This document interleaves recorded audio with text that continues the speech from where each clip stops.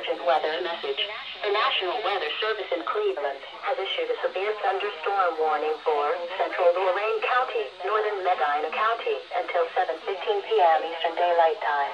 At 6:27 p.m. Eastern Daylight Time, the National Weather Service Doppler radar indicated a severe thunderstorm capable of producing quarter-size hail and damaging winds in excess of 60 miles per hour. This storm was located near Grafton and moving east at 35 miles per hour. Locations impacted include Litchfield, Medina, Brunswick. This is a dangerous storm. Seek shelter inside now and stay away from windows.